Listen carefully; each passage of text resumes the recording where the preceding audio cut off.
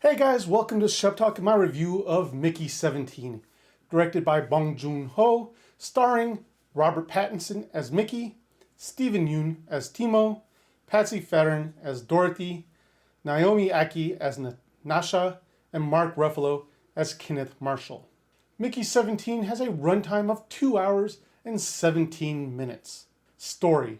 First off, I have to admit, I am one of the few people who have never seen a Bong Joon film. I always meant to check out Parasite, but life just got too busy and I never got around to it. That said, when I saw the trailer for Mickey 17, I was immediately hooked by its premise and potential. Mickey is desperate to leave Earth, and the only way to do that is by becoming an expendable. Expendables are assigned the most dangerous, life-threatening tasks they have because they have the ability to be reprinted upon death. While that might seem like a gift, essentially living forever, it takes a serious mental toll.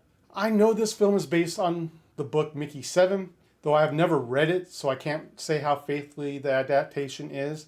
What I can say is the movie explores some eerily relevant themes which might make audiences hesitant to experience it in theaters. For a film that runs over 2 hours, you wouldn't necessarily expect it to be a slow burn, but that's exactly what this feels like. The story follows Mickey as he joins the expedition and learns what it means to be an expendable and navigates his place in the hierarchy of the crew and passengers. One of the most compelling aspects of this film is how it explores identity. Even though each new Mickey is given all the memories of his predecessor, he's never quite the same person.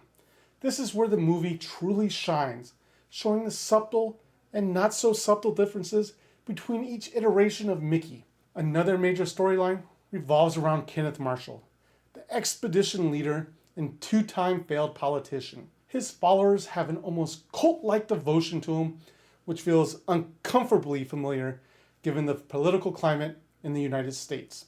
Watching this character, I couldn't help but think, how could anyone follow this guy? And then I look at Washington, D.C. and thought, oh, that's how.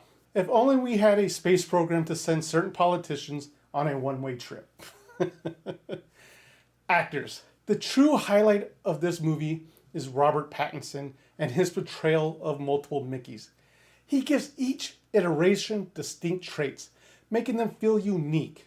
His performance particularly stands out when we see Mickey 17 and 18 interact. A lot of people still associate Pattinson with Twilight, but those who have followed his career know he's been delivering some fantastic performances.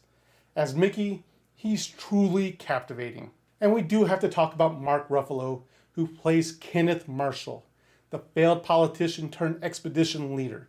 As much as this character grated on my nerves, I have to give credit to Ruffalo. He plays him to perfection.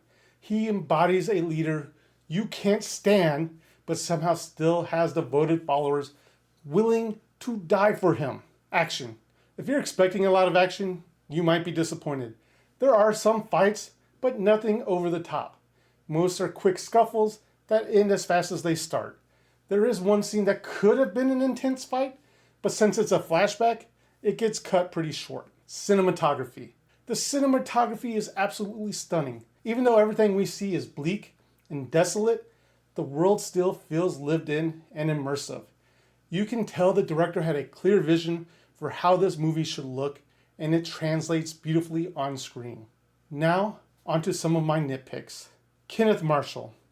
I get what the director was going for, especially given today's political climate, but this character felt a little too on the nose.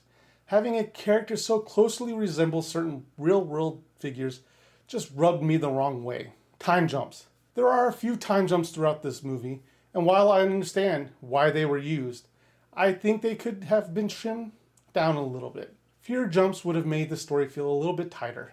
Overall, Mickey 17 is an entertaining film with strong performances, especially from Robert Pattinson, but it doesn't quite live up to its full potential. The Kenneth Marshall subplot feels like a cheesy, undeveloped side story that doesn't add too much depth. While the movie had the potential to do well at the box office, I don't think it was marketed effectively. Many viewers probably figured they could just wait a few weeks and watch it at home. That said, If you're a fan of slow burn sci-fi with existential themes and great performances, Mickey 17 is worth checking out. Just don't go in expecting a fast-paced action flick. With that being said, Shep Talk gives Mickey 17 2.5 Sheps out of 5. Thank you guys for watching, and if you did enjoy this video, please remember to like, comment, and share. It does help my channel out greatly, and I do truly appreciate each and every one of you. But that is all I have time for today, guys. Thank you for watching, and I'll see you in the next review.